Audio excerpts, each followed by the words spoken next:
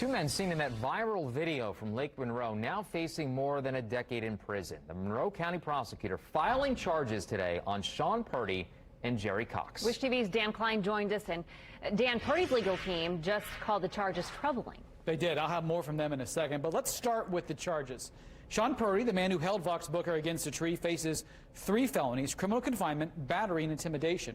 His friend and employee, Jerry Cox, faces 5 charges, including aiding in criminal confinement. Vox Booker and his attorney held a press conference this afternoon. They called the charges not a happy moment, but a necessary moment.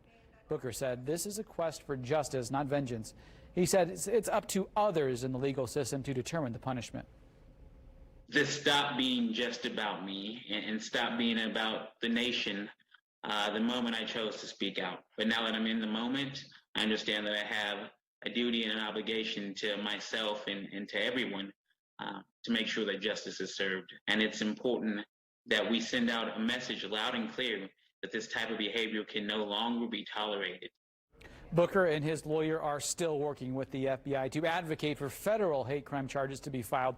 Purdy and Cox each face up to 11 years in prison on the state charges.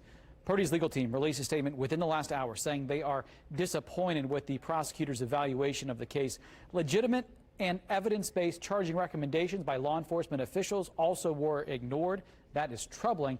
It went on to say perhaps the accuser's public pressure campaign waged by his lawyer and publicist had more influence than we had hoped, and ended with a citizen jury won't be clouded by politics. We've got their full statement on our website right now.